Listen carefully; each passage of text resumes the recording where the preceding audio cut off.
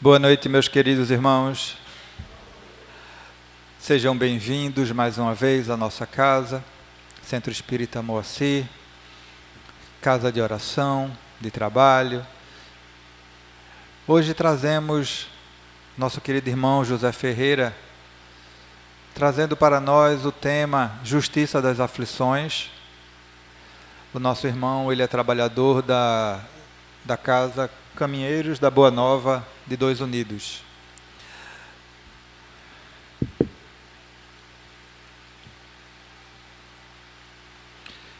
Para nossa harmonização, antes do início da nossa atividade, vamos meditar no livro Caminho, Verdade e Vida, de Francisco Cândido Xavier, pelo Espírito Emmanuel, a lição 39. Entra e coopera. E ele, tremendo e atônito, disse: Senhor, que queres que eu faça? Respondeu-lhe o Senhor: levanta-te, entra na cidade, e lá te será dito o que te convém fazer. Atos dos Apóstolos, capítulo 9, versículo 6. Esta particularidade dos Atos dos Apóstolos reveste-se de grande beleza para os que desejam compreensão do serviço com o Cristo. Se o Mestre aparecera ao rabino apaixonado de Jerusalém, no esplendor da luz divina e imortal, se lhe dirigira palavras diretas e inolvidáveis ao coração, porque não terminou o esclarecimento, recomendando-lhe, em vez disso, entrar em Damasco, a fim de ouvir o que lhe convinha saber. É que a lei da cooperação entre os homens é o grande e generoso princípio com o qual Jesus segue de perto a humanidade inteira, pelos canais da inspiração. O Mestre ensina aos discípulos e consola-os por intermédio deles próprios. Quanto mais o aprendiz lhe alcança a esfera de influenciação, mais habilitado estará para constituir-se em seu instrumento fiel e justo. Paulo de Tarso contemplou o Cristo ressuscitado em sua grandeza imperecível, mas foi obrigado a socorrer-se de Ananias para iniciar a tarefa redentora que lhe cabia junto dos homens. Essa lição deveria ser bem aproveitada pelos companheiros que esperam ansiosamente a morte do corpo, suplicando transferência para os mundos superiores, tão somente por haverem ouvido maravilhosas descrições dos mensageiros divinos. Meditando o ensinamento, perguntem a si próprios o que fariam nas esferas mais altas, se ainda não se apropriaram dos valores educativos que a Terra lhes pode oferecer. Mais razoável, pois, se levantem do passado e penetrem a luta edificante de cada dia na Terra, porquanto, no trabalho sincero da cooperação fraternal, receberão de Jesus o esclarecimento acerca do que lhes convém fazer.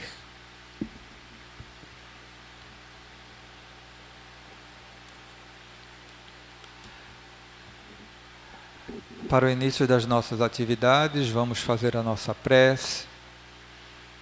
Aqueles que se sentirem à vontade podem fechar os olhos. Elevemos o nosso pensamento ao alto.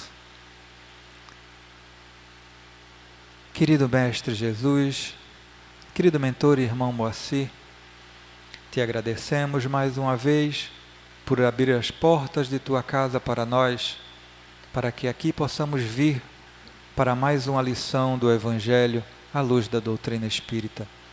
Que o que aqui hoje será ministrado pelo nosso irmão José Ferreira possa calar em nós, em nossos corações, que possamos aprender e, acima de tudo, utilizar esses ensinamentos para a nossa evolução moral. Que o nosso irmão que fará uso da palavra possa ter o auxílio da espiritualidade maior dos nossos irmãos espirituais que já se fazem presentes nesse ambiente para o trabalho que se desdobrará na noite de hoje. Que Deus os abençoe a todos nós, hoje e sempre. Que assim seja. Damos assim, com a permissão da espiritualidade maior, por iniciada mais uma tarefa da noite de hoje. Querido irmão José, pode ficar à vontade. Queridos irmãos e irmãs do Centro Moacir, como nós costumamos dizer na linguagem espírita, nós somos toda a casa espírita, é uma casa de oração e de trabalho. Então, eu trago aqui o meu boa noite fraterno do Centro da Fraternidade Espírita Caminheiros da Boa Nova, que fica lá na rua Idelbrando de Vasconcelos. A gente sai de Bibiribe, da Oriol de Holanda, sobe um pouquinho e lá embaixo fica este centro que se chama Fraternidade Espírita Caminheiros da Boa Nova. Eu estou lá há 36 anos, mas faz 4 meses que eu estou morando em Casa Amarela, aqui bem pertinho. Então, descobri, olhei na internet, vi o endereço, vim logo de dia para saber onde era e comecei a vir aqui. Então, eu trago aqui o meu abraço fraterno da Fraternidade Espírita Caminheiro da Boa Nova. Agradeço de todo o coração a Flávio, a Edmilson e a Heloíse, porque eu não fui convidado, eu me prontifiquei a falar, já que eu moro aqui tão perto. E eu não sou um palestrante espírita, eu sou um aprendiz de palestrante. Eu não sou ainda um palestrante, eu estou aprendendo a fazer. Eu estou no espiritismo há 30 e poucos anos, ainda não sou um palestrante espírita. Eu pediria a todos os irmãos e irmãs que quisessem, eu pediria para fechar os olhos suavemente, colocar os pés sobre o chão, as mãos sobre a perna e elevar o pensamento para Jesus e mentalmente, os que quiserem, podem repetir comigo. Que o Senhor Deus Todo-Poderoso me guie e me guarde. Que o Senhor faça resplandecer sobre mim a luz da sua face. Que o Senhor volte a sua face para mim. Que Ele tenha misericórdia de mim. E que o Senhor Deus Todo-Poderoso me dê a sua paz. Agradeço aos irmãos. E o tema que nos foi oferecido pela nossa irmã Heloíse é este que vocês estão vendo aí. A justiça das aflições.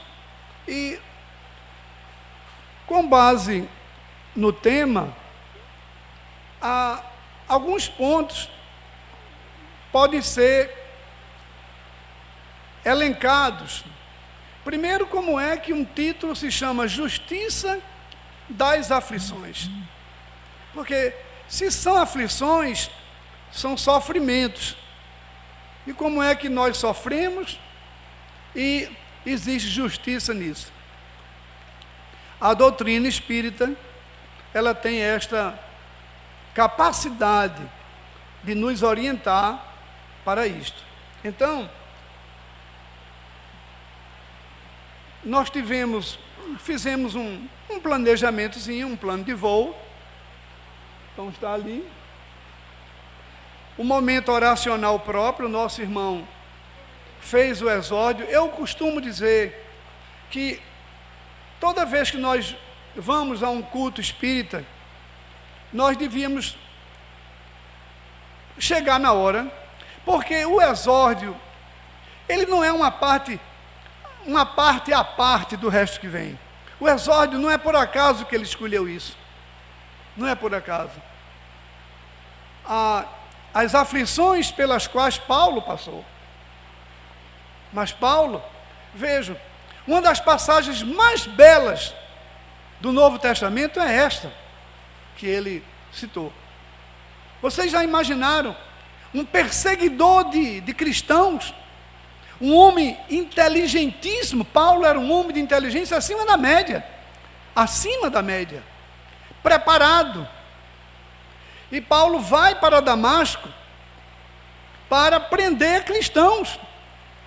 E por volta do meio-dia, ele vê aquela luz, que a luz é tão potente que ele temporariamente fica cego. E ele pergunta, quando ele não compreende aquilo, ele ouve aquela voz: Saulo, Saulo, por que me persegues? E aí, você já imaginou, o sujeito não consegue ver mais nada, via aquele clarão gigantesco.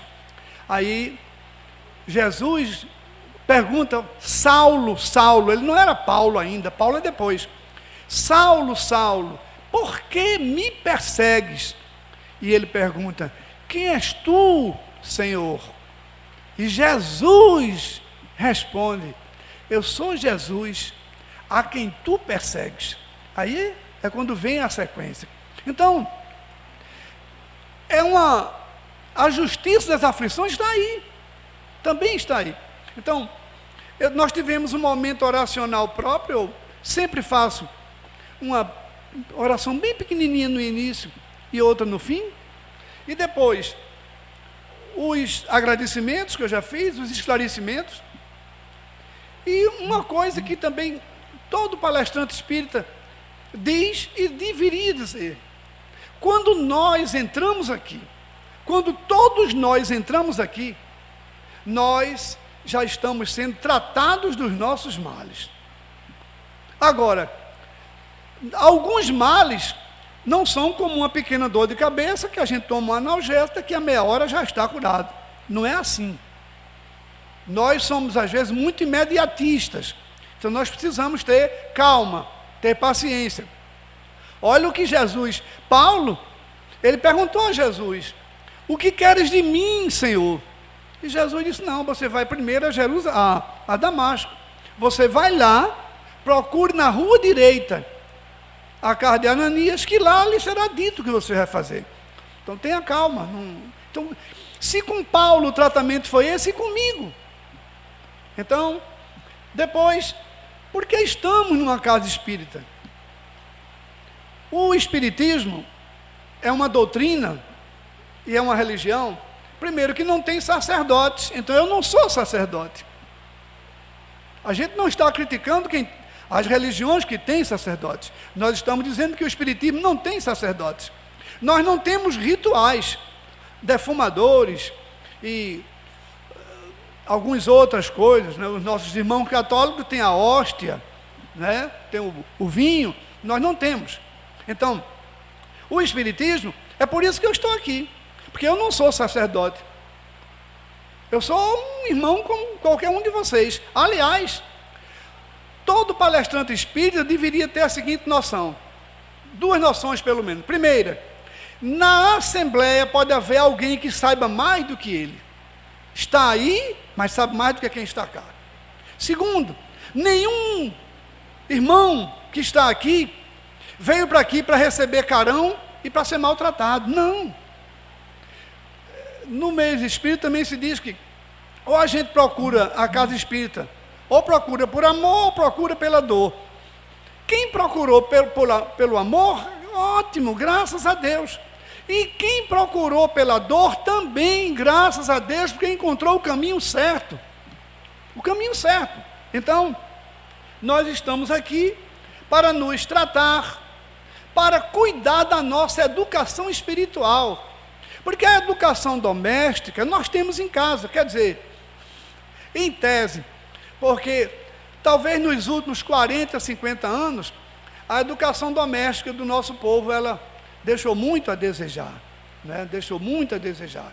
Mas nós temos, dentro das empresas, nós temos um mínimo de educação empresarial. Não pode chegar atrasado, tem que chegar na hora, tem que tratar os clientes bem. Agora, e a nossa educação espiritual? Primeiro, nós temos a codificação. Isto é um livro extraordinário, extraordinário. o Evangelho segundo o Espiritismo. Este livro não é completo, porque os 4 evangelhos não poderiam estar todos aqui de uma vez, mas este é o primeiro livro que todo espírita precisa ler. É o Evangelho segundo o Espiritismo. É sobre ele que nós vamos tratar esse tema. Depois, nós fizemos a transcrição de trechos do Evangelho segundo o Espiritismo, e que vamos explicar, só são 3 trechinhos, daqui a pouco chegam. Nós vamos tentar contextualizar e recontextualizar estes trechos. Porque, vejam bem, primeiro são fragmentos extraídos de um ponto magnífico do Evangelho de Jesus, que é o chamado Sermão do Monte, ou Sermão da Montanha.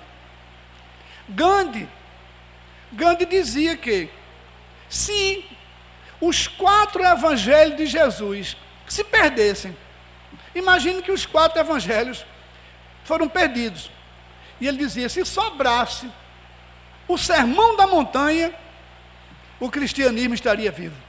Bastaria sobrar o Sermão da Montanha. E aí, a minha família era uma família de católicos, mas com o tempo, eu fui o único que migrei para o Espiritismo. E algumas irmãs minhas foram para o protestantismo, que nós chamamos hoje de evangélicos. Aí minha irmã, ela me manda, e eu recebo com todo respeito, aí falando sobre o fim do mundo, que Jesus vem arrebatar todo mundo. Bom, então, eu, com toda a calma, quando eu me encontro com ela, aí é melhor falar pessoalmente. Aí eu digo, minha irmã, é preciso contextualizar algumas falas de Jesus. Eu gostaria de saber, estão todos me ouvindo? Estão? Ótimo, obrigado. Contextualizar e recontextualizar.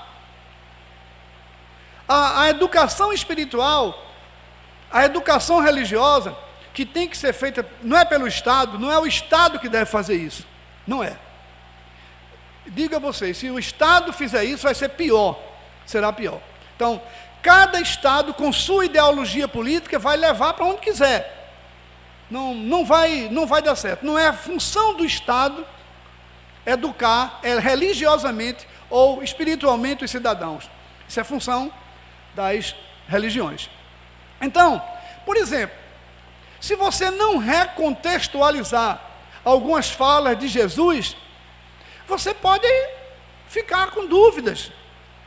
Quando trazem aquela mulher, aquela adúltera, que hoje existem correntes espíritas e católicas que dizem tratar-se de Maria Madalena, trazem a mulher e os anciãos, os doutores da lei, eles queriam de todo jeito pegar alguma fragilidade de Jesus, mas não pegaram nenhuma. Então, com toda aquela calma, Senhor, esta mulher foi pega em adultério. A lei de Moisés manda que ela seja apedrejada. O que é que o Senhor diz?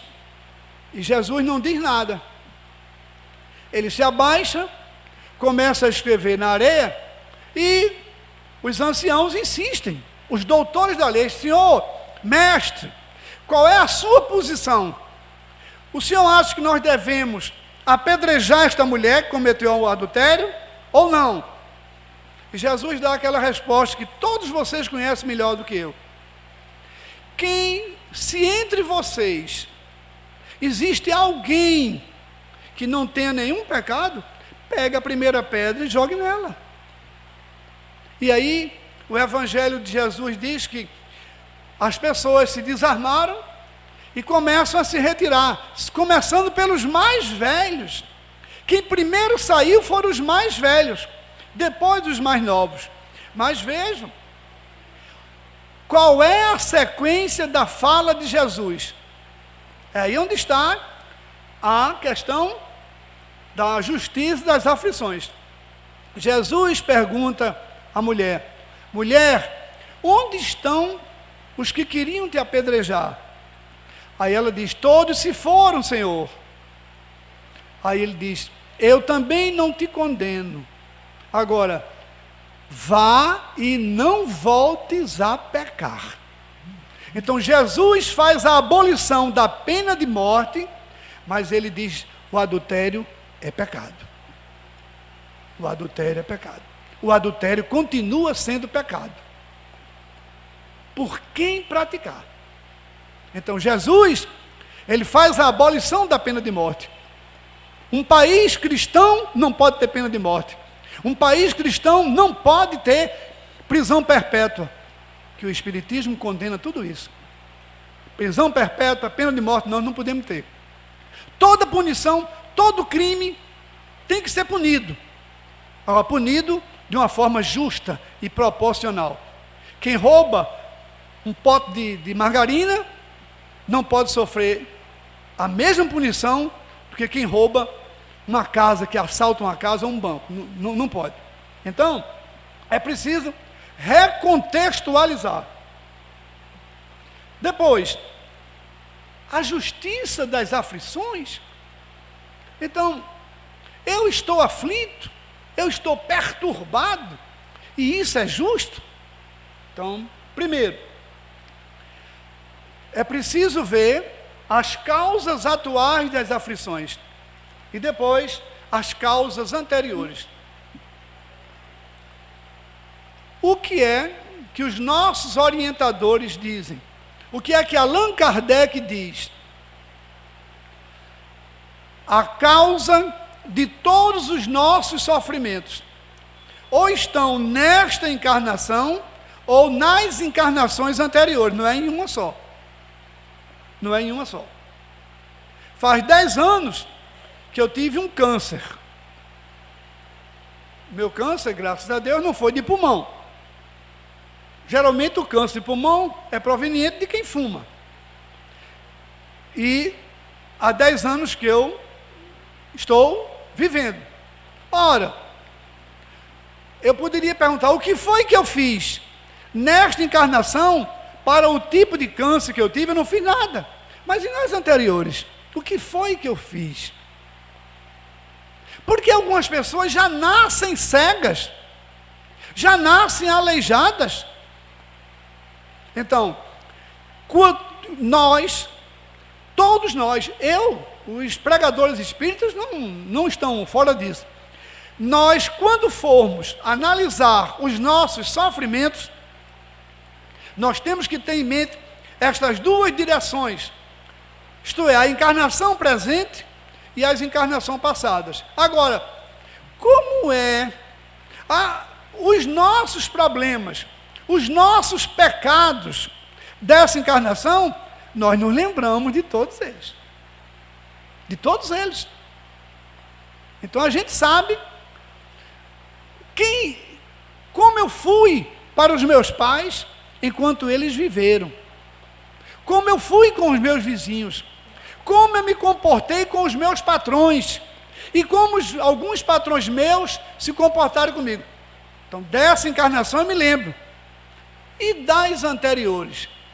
Aí, a justiça divina é tão boa que Deus, quando nós reencarnamos, todo o passado fica esquecido para nós.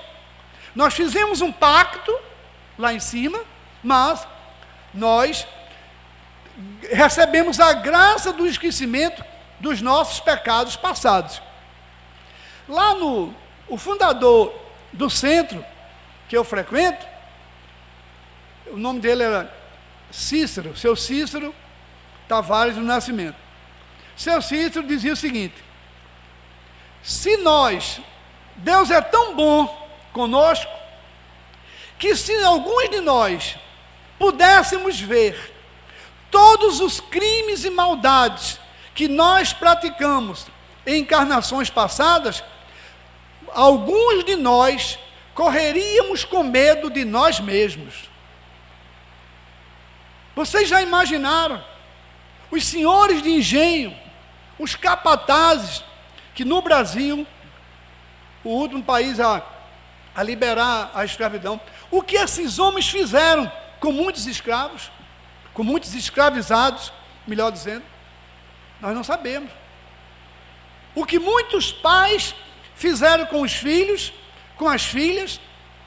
Aqui no Recife, existe até um caso, que a gente não sabe se é verdade, mas de um comerciante que emparedou a filha grávida para que ela morresse junto com o bebê, porque ela engravidou antes do casamento. Então vocês acham que um homem que fez isso vai nascer com toda a saúde e com toda a liberdade que Deus daria a ele? Não, ele vai pagar por isso. Todos nós vamos pagar perante a justiça divina.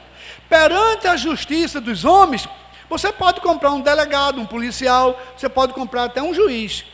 Infelizmente no Brasil isso ocorre. Agora, perante a justiça divina, você não compra Deus. Não compra. Então, onde estão as causas das nossas aflições?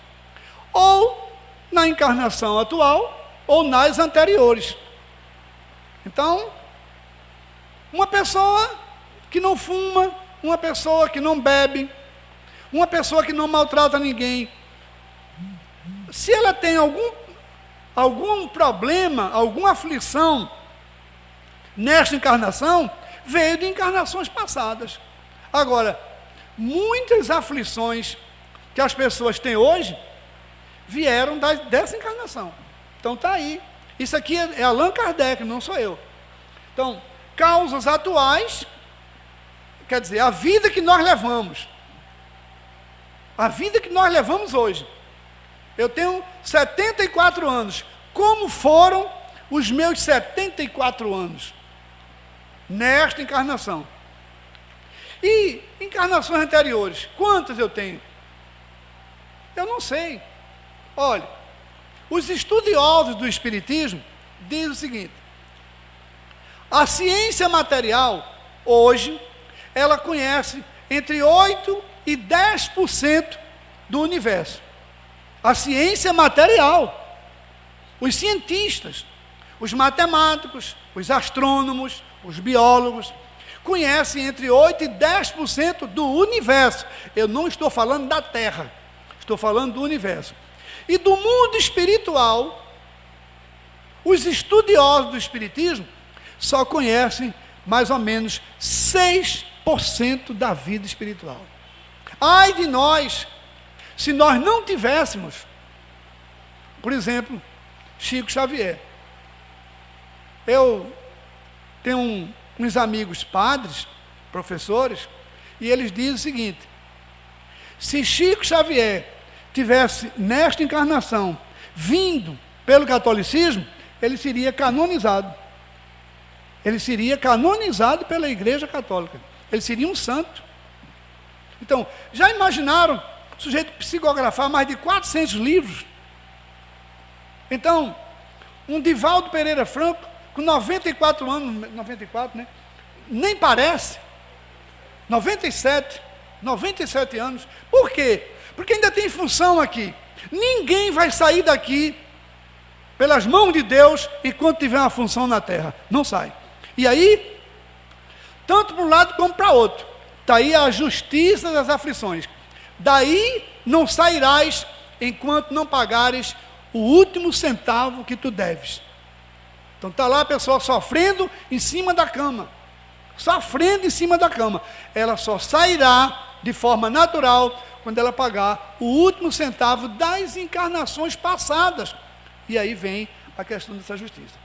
Os motivos de resignação, nós temos todos os motivos do mundo para nos resignarmos. Todos. Qual é o problema? É que, realmente, algumas religiões existem aos montes. Existem muitas. Nem todas as religiões conduzem os chamados rebanhos na perspectiva da educação espiritual. É só religião. Só religião. Então, meus irmãos, nós não viemos à casa espírita por causa dos fenômenos. Eu digo a vocês com uma certa segurança. Em qualquer centro espírita, se toda vez que houvesse um culto aqui, houvesse fenômenos espirituais, aparecesse uma figura que falasse, que as pessoas vissem e ela desaparecesse, se houvesse curas milagrosas o tempo todo, seria preciso fechar a rua. A polícia teria que fechar todas as ruas, porque não caberia tanta gente aqui dentro. Por quê? Porque muita gente vem atrás de fenômeno. As pessoas não vêm sempre em busca de se melhorarem. Elas são imediatistas. O Espiritismo não faz isso. O Espiritismo não engana. O Espiritismo também, vamos ter cuidado. Eu vou já falar sobre isso. Então, nós vamos ver os motivos de resignação, o mal e o remédio, e fechando com essas palavras de Jesus: a felicidade não é deste mundo. E aí eu vou trazer os trechos que Kardec separou do Evangelho de Jesus. Eu vou ver se consigo ler por aqui. Bem-aventurados os que choram, porque serão consolados. Bem-aventurados os que têm fome e sede de justiça, porque serão saciados. Bem-aventurados os que sofrem perseguição pela justiça, porque o reino dos céus é para eles. Aí vejam. Primeiro, como é que Deus vai extinguir, vai destruir a terra? O Apocalipse está próximo. Se Jesus diz, os justos herdarão a terra. Os justos herdarão a terra. A terra não vai ser o resto da vida um planeta de expiações e provas. Não. A terra já é um lugar muito bonito. Muito bonito. A terra é um planeta belíssimo. Agora, é um planeta onde de provas e expiações. Depois, vocês, todos nós, vocês são bem-aventurados, vocês que são pobres, porque o reino dos céus é para vocês. E aqui, essa primeira passagem, é preciso contextualizar e recontextualizar. Cristo não está excluindo os ricos. Não está. Seria um engano interpretativo excluir os bons ricos que existem na face da terra. Não. Porque quantos empreendedores vieram para a terra para fazer empresas, para gerar empregos para as pessoas? A discussão capitalismo, socialismo não cabe aqui, cabe em outro lugar. Ora, um homem, por exemplo, aquele Antônio Hermílio de Moraes, ele ia todos os dias dar expediente na Santa Casa. Ele ia dar expediente na Santa Casa. O que aquele homem colocou de dinheiro das empresas dele ali para socorrer os pobres. Então, pobre aqui, tanto pode ser o pobre que não tem dinheiro, como pode ser aquele pobre do ponto de vista espiritual que precisa se desenvolver. Vocês são bem-aventurados, vocês que agora têm fome, porque serão saciados. Vocês são felizes, os que agora choram, porque rirão. Ora, isso pode acontecer nessa encarnação com alguns de nós? Claro que pode. Claro que pode. Agora, as promessas de Jesus são para a vida futura, são para a vida espiritual. É isto que diz o nosso grande codificador Allan Kardec. Jesus não está dizendo que todo mundo vai ser saciado nesta encarnação. Até mesmo porque Porque algumas pessoas passam fome. Algumas pessoas passam fome porque são preguiçosas.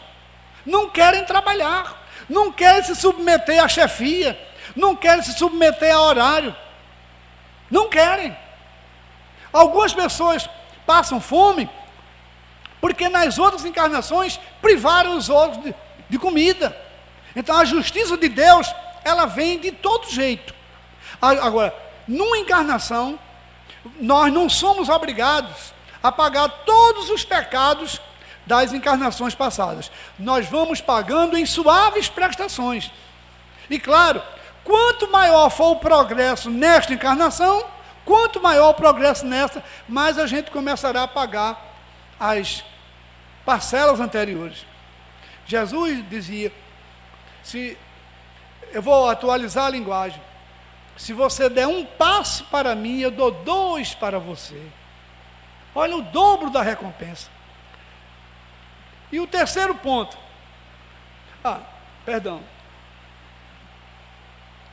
Bom, então, os pontos do Evangelho foram esses. Ora, então vamos lá. O que é que nós temos a dizer sobre isso? Meus amigos, quando Jesus é preso, injustamente, claro,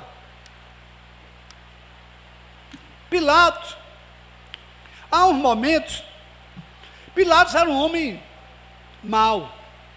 Não é só porque crucificou, permitiu não, porque Pilatos, os historiadores dizem que Pilatos era corrupto, Pilatos tinha lá os defeitos dele. Mas quando Pilatos pergunta a Jesus, ele diz publicamente, eu não vejo nenhum pecado nesse homem.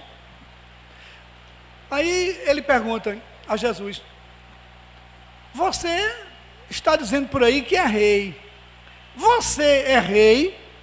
Aí Jesus disse, sim, eu sou, você está dizendo a verdade, mas o meu reino não é deste mundo, não é deste mundo. Este foi o grande erro, meus irmãos, de Judas Iscariotes. Judas Iscariotes, Jesus não escolheu 12 santos para segui-los.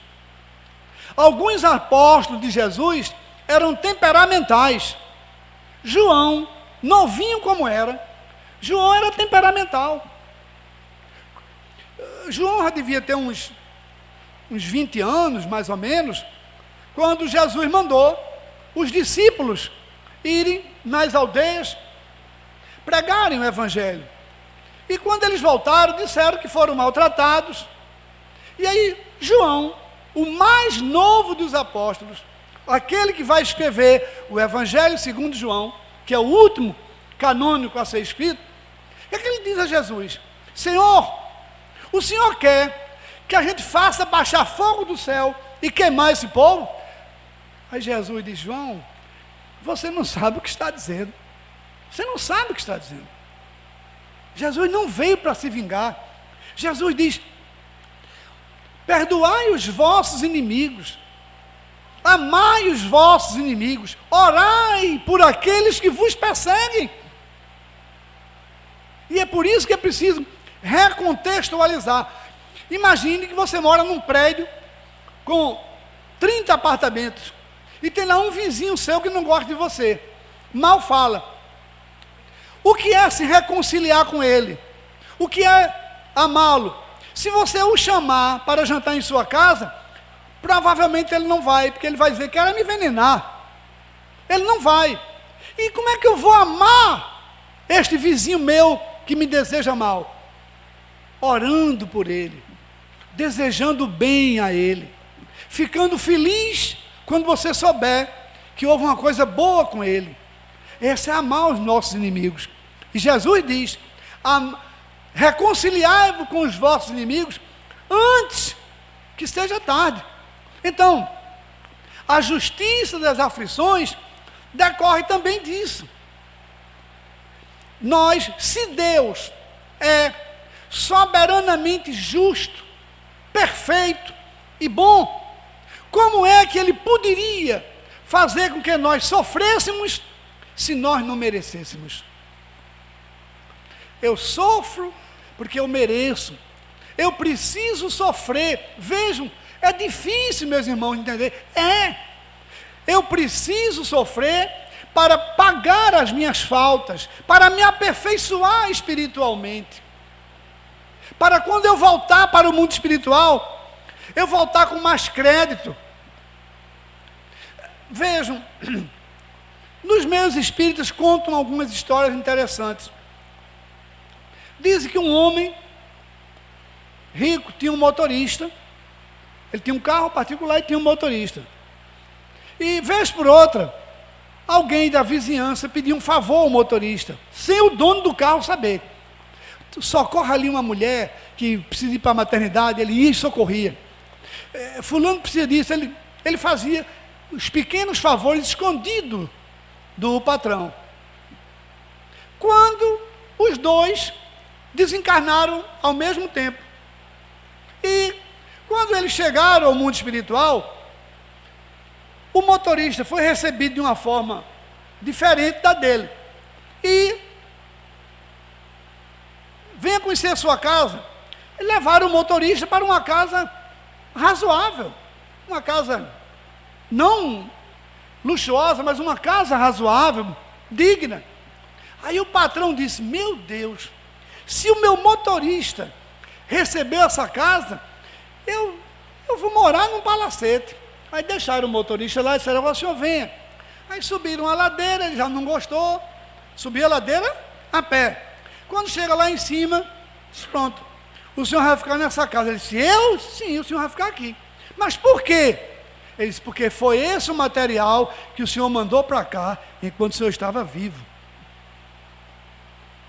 O seu motorista mandou outros tipos de material, e o senhor mandou esse. Conta-se também uma história muito bonita. Numa enfermaria de hospital público, havia 3 leitos. 3 leitos.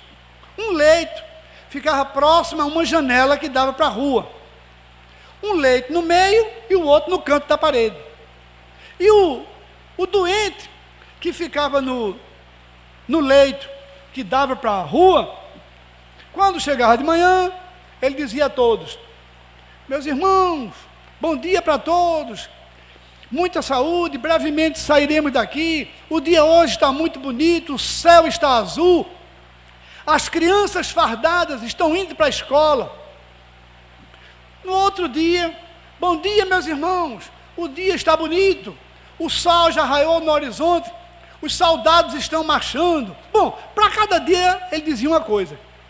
Aí, ele pediu à enfermeira e disse, olha, quando esse irmão tiver alta, por favor, como eu sei que vou demorar mais aqui, me bote na cama da janela. A enfermeira disse, está certo. Aí 2, 3 dias depois, a enfermeira disse, olha, o senhor vai para a cama da janela. Aí ele ficou contente. Quando ele chegou lá, que ele olhou, só tinha um paredão. Aí ele disse, cadê o homem que estava aqui? Disse, o homem que estava aqui morreu. Morreu. E como era que ele via tanta coisa bonita que ele me dizia, ele me animou tantos os dias. A enfermeira disse, olha, eu não sei como ele via, porque o homem que estava aqui era cego. Era cego. Então, vejam, ele sabia que era cego, ele estava mentindo, mas essa é a boa mentira. Essa é a boa mentira. Então, aquele homem era um homem bondoso. Como é que este homem vai ser recebido lá? Com bondade. Com bondade. Então, vejam, o último trecho. Mas ai de vocês observem, que se a gente pegar o próprio livro de Kardec, não tem vocês, tem vós. Eu coloquei uma linguagem mais próxima da atualidade. Mas ai de vocês, os ricos, porque tem sua consolação no mundo. Ai de vocês que já estão saciados, porque terão fome. Ai de vocês que riem agora, porque serão reduzidos ao pranto e às lágrimas. E aí, duas coisas. A que momento Jesus está se referindo? Ele está se referindo à vida futura. Então, as promessas de Jesus, as promessas que Jesus nos traz, são as promessas do mundo espiritual. Jesus sabe, ele conhecia e conhece as misérias da terra. Jesus sabia e sabe.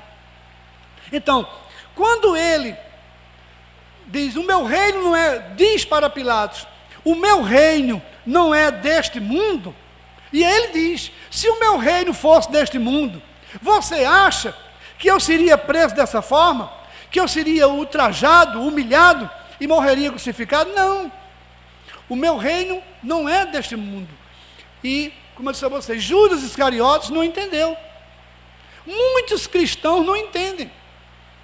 Aí pede a Jesus caminhão, ônibus, casa. Não. Você pode até pedir ao mundo espiritual que facilite. Mas você que tem que adquirir isso. A pessoa compra o Pernambuco da sorte, joga na loteria, faz lá a oração. Meu Deus do céu, isso faz parte do mundo dos homens, e não do mundo de Deus. Entenda? Você não está proibido de comprar, não. Compre lá seu Pernambuco da sorte. Agora, é sorte, não é espiritualidade,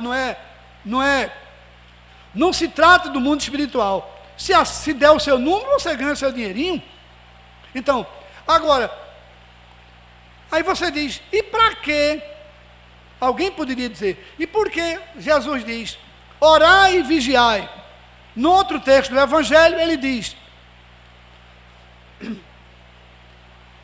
pedi e vos será dado, batei a porta e ela se abrirá. A fala de Jesus é perfeita, meus irmãos. Quando olhe, as pessoas, talvez, eu acredito, não defendendo os nossos, eu acredito que os espíritas estejam mais preparados para entender um vídeo que circulou aí na internet, que estava circulando. Um médico, é um cientista. Todo médico, em tese, é um cientista. Ele diz o seguinte, ele fez testes com pessoas doentes, e em que ele faz um exame, tipo uma ressonância magnética, em que há um momento em que a pessoa faz oração. No momento em que o paciente faz a oração, o lobo frontal fica irrigado 20 vezes mais do que em repouso. Então, quando a gente ora, quando uma pessoa faz uma oração, o benefício físico é enorme.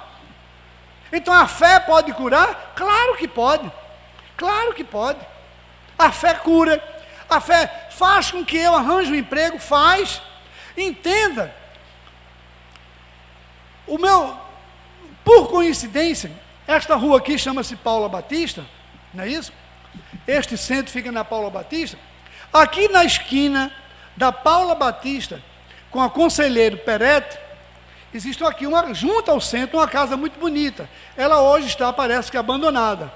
Eu soube que ela está com pendência judicial. Aqui morava um empreendedor, um industrial, que era proprietário de uma fábrica em Bibiribe. O nome dele era José Ramos de Almeida. Ele era dono dos produtos alimentícios Bibiribe.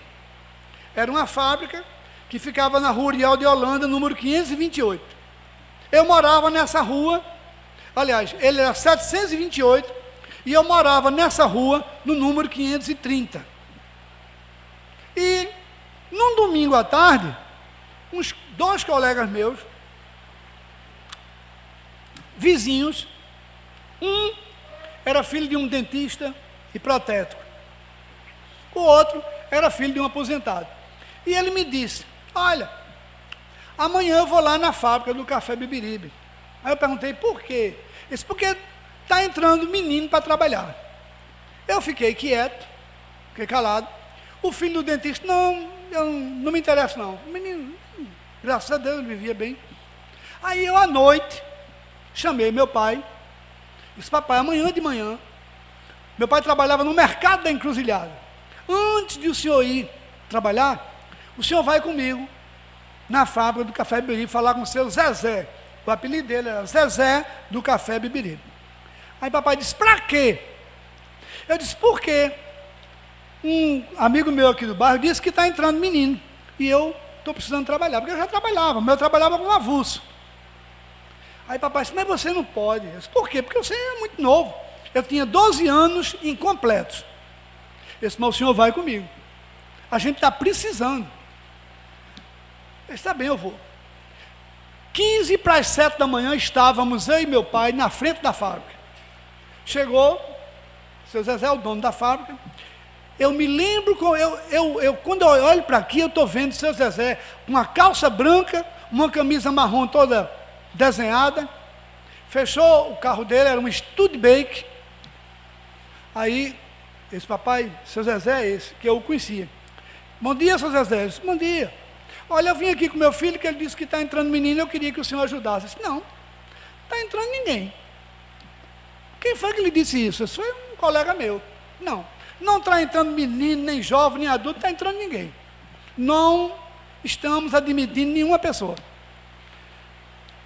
Aí ele disse, por que o senhor veio aqui? Aí eu tomei a palavra. Disse, não, porque eu queria trabalhar na sua fábrica. Qual é a sua idade? Aí eu menti para ele. Chico Xavier dizia que, às vezes, a verdade precisa ser adiada. Você não pode mentir despudoradamente, mas a verdade pode ser adiada. Uma irmã minha, eu vi o marido da minha irmã com outra mulher na avenida, no centro dos Guararapes. Eu vi, olhei, tive certeza e não disse nada a ela. Não disse nada. Disse a minha mãe depois, quando minha mãe já soube, já sabia. Mas a minha, aí depois que minha irmã, que houve um problema, se separou, aí eu fui e disse a ela. Mas eu não disse. Por quê? Por intuição. Eu achei que não devia dizer. Porque, primeiro, realmente ele estava pegando na mão da mulher, era muito difícil, se fosse uma amiga. Mas eu achei que não devia dizer. Então, eu omiti um fato. Aí seu Zezé disse, qual é a sua idade? Eu disse, 12 anos. Você não pode só com 14. Eu disse, mas eu sou disposto. Ele olhou para mim e disse, amanhã, a esta hora, esteja aqui. Se você chegar e a fábrica estiver fechada, porque às 7 da manhã havia uma buzina, uma sirene, a fábrica fechava o portão, não entrava mais ninguém, você não entra. Eu disse, está bem. No outro dia, no mesmo horário, sozinho eu estava lá. Quando ele desceu do carro, eu me aproximei. Bom dia, seu Zezé. Bom dia, o senhor mandou vir aqui essa hora. Muito bem. Ele me botou na pior seção da fábrica. A pior seção, onde se quebrava sal com marreta. O sal vinha do Rio Grande do Norte, em pedra. No primeiro dia eu esfolei as mãos. Quando eu cheguei em casa, minha mãe chorou e disse, amanhã você não vai mais. Eu disse, eu vou. Eu passei 8 anos nessa fábrica. Foi meu primeiro emprego. Ora, foi ali que a minha carteira foi assinada com atraso, mas foi ali que eu ganhei o pão para levar para casa, porque era meu pai sozinho para alimentar 10 pessoas. 10. O meu ex-patrão tirou 5 anos da minha carteira. Nunca tive raiva dele. Nunca. Quando eu passo aqui, eu ainda oro por ele. Quando eu passo aqui, me lembro e oro por ele. Por quê? Foi ele que, infringindo a lei, que ele infringia uma lei, e me deu aquele emprego. Então, vejam, é por aí que o orar e vigiar vai passar. Então, vamos acreditar, a providência divina, ela é perfeita, meus irmãos. Então, por que eu estou sofrendo hoje? Eu estou sofrendo hoje por conta do que eu fiz nesta encarnação, e aí a gente sabe o que fez, ou porque eu fiz em encarnações passadas, que eu não sei. E aí o que é que eu vou fazer? Eu vou aceitar. Porque Porque Deus é infinitamente justo. Deus é perfeito. Deus é bom. Como é que um ser perfeito, bom, superior, iria me maltratar em vão? Ou por prazer? Não. Deus me deu problemas. Eu sofri na fábrica. Eu sofri. E por quê? Deus me deu isso para eu me aperfeiçoar. Por exemplo, uma irmã espírita de outro centro, ela disse a mim: na próxima encarnação, você não virá com este câncer que você teve, porque você já pagou. Esta dívida está paga. Esta está paga. Como é que uma pessoa nasce? E aí a gente se pergunta, por que algumas pessoas nascem no famoso berço de ouro e outras nascem na miséria? Escutem bem, a permanência na miséria é mais uma questão dos homens do que de Deus. Tudo que se produz na face da terra, tudo que se produz, daria para alimentar todos os habitantes da terra. Se falta comida porque não há distribuição correta, porque existe roubo, existe corrupção. O dinheiro que se rouba do povo é o dinheiro que iria para a saúde, para a educação. Esse problema do Rio Grande do Sul, de onde vem? Vem também porque as cidades são construídas onde não se deve construir cidades. Beira de rio não é lugar de se construir habitação. Então, claro, Deus tem culpa? Não, a culpa é nossa, a culpa é dos homens. Agora, é claro que os nossos irmãos gaúchos, por quem nós devemos orar, a quem nós devemos ajudar, até agora, já constataram 149 mortos e 100 e poucos desaparecidos. Quando aquelas águas baixarem, é melhor muitos de nós, é melhor que nós não vejamos as fotografias, porque vão nos abalar. Agora, ninguém vai antes do tempo. Ninguém. Infelizmente, só os suicidas. Os suicidas foram antes do tempo. Mas quem espera pagar seu último centavo, não vai antes do tempo. Então, assim como Jesus fez em seu tempo, o pregador espírita precisa ter cuidado com as palavras. O pregador espírita não tem que falar em Apocalipse. O pregador espírita precisa trazer esperança para as pessoas. Mostrar que as pessoas podem encontrar o caminho da paz. O caminho da paz. Depois, é preciso cuidado com a sinceridade chocante. Por exemplo, às vezes,